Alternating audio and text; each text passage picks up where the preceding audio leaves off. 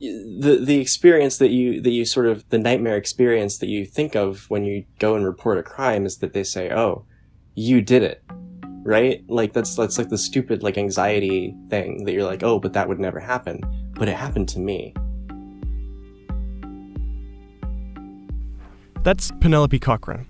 She's a graphic designer, she's transgender, and in the late summer of 2017, one of her friends turned up missing.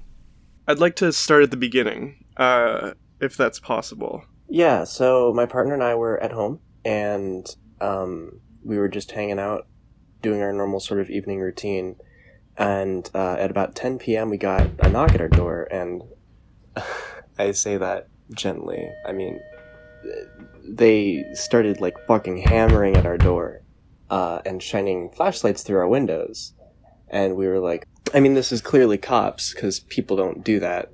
And they went through our house, and I mean, she wasn't there, so they didn't find anything. We thought that was it for maybe a day or two. And then Nana was at work, and someone knocked at the door again. And Sorry, can you introduce Nano? Oh, yeah, Nano is my partner. So these 4 people come to our house. One of them is the private investigator in charge.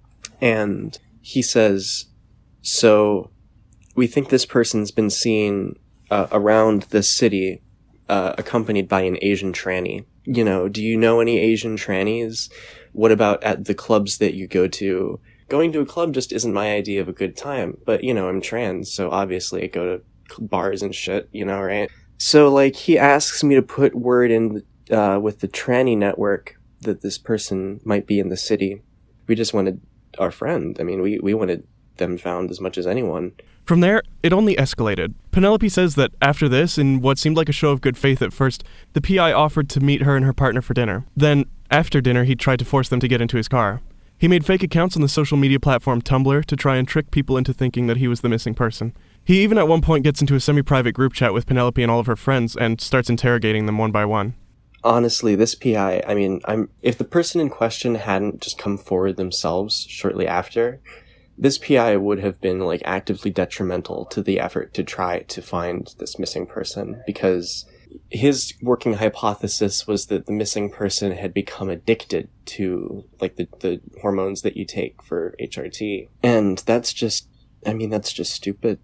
Like, there's no addiction potential for estrogen. He even goes so far as to literally like a fucking mobster out of a movie waving cash in my face. I can give you money if you tell me information about this missing kid.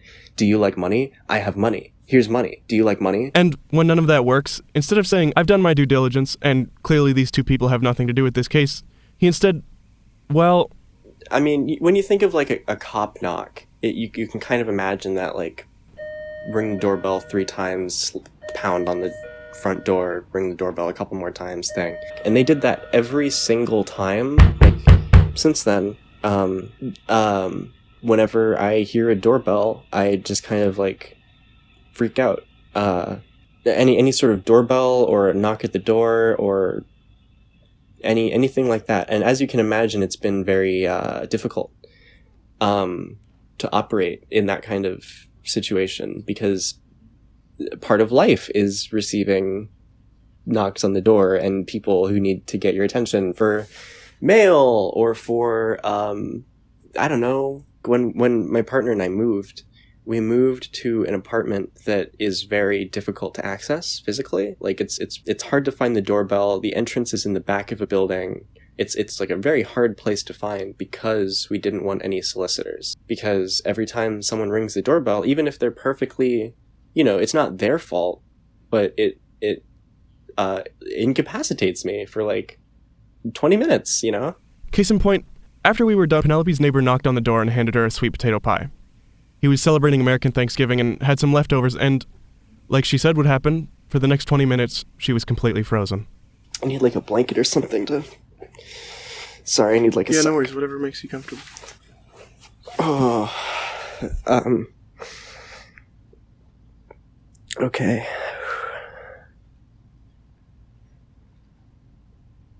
You okay? Yeah, I'm fine. You know, a couple days later, the person in question contacted Nano and said, hey, I heard about what's been going on. Here's where I am. Come and get me. Because, like, it was voluntary kind of thing. She just didn't realize that police were going to get involved and all this stuff. And so later he came by our house and did this weird thing where he tried to sell his services to us and also threatened us vaguely. But then also he was like, you should hire me sometime after harassing us. And he gave us pens. Just like business card pens, like with his number on them? Yeah, those little things. Fuck. And then we never saw him again. So, after hearing a story like that, I wanted to understand what goes through an investigator's head, so I made some calls. You have reached Rick Deepus. I'm the program coordinator for the police foundation. Hello, you reached the voicemail. I'm sorry that I missed your call. Thank you so much. Have a great day. Hope to hear from you. And it turns out it's incredibly difficult to get in contact with anyone in the police force who is willing to make that kind of comment. Hearing a police officer acted like that makes them a little uncomfortable. The first person to return my call made it very clear that he didn't want his voice used. The next person I got to was Dr. Vivian Lee. She was a psychologist who had a history of working with police officers. And so on Monday, I should be able to talk anytime from 5 onwards. That was on Friday. Then Sunday morning, I got this message over Twitter from Dr. Lee. Hi, Matthew. I'm very sorry, but looking at my calendar, I fortunately cannot manage this in the next 2 weeks after all. My sincerest apologies. It sounds like an interesting story. Good luck, Vivian. So, no dice there either. And with my deadline looming, I can admit I kind of went into panic mode. I called and emailed every legal practice that came up when I Googled. I reached out to several advocacy groups, and somehow the only person to get back to me was Jessica Castle. And my title, I'm an organizer for Fight Back, as well as a member of the editorial board of Fight Back magazine. In terms of the attention that I give to police issues, this isn't really necessarily the kind of thing that I would hear about. I'm not comfortable that there's a coercive apparatus that tramples on people's privacy or their rights, that bends the rules, that in itself is inherently violent and repressive.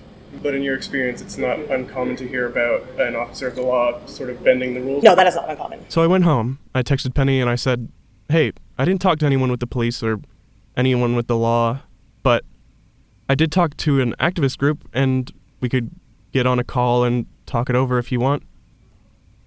She replied, listen, I know you're trying to do a good thing, and I appreciate it, but I gave it some thought, and I just want to put it all behind me. I'm sorry. So, more bad luck. On the day of writing this, the Washington Post published a leaked series of texts from the St. Louis Metropolitan Police Department. They read, "It's going to get ignorant tonight. It's going to be a lot of fun beating the hell out of these shitheads once the sun goes down. Going rogue does feel good." If you're interested in what you can do to disrupt the climate of police power, visit Fight Back Toronto's website at marxist.ca. Our theme music is Dark Toys by SYBS, courtesy of the YouTube Public Music Library. Production help from Joan Leishman. I'm Maddie Sear. Thanks for listening.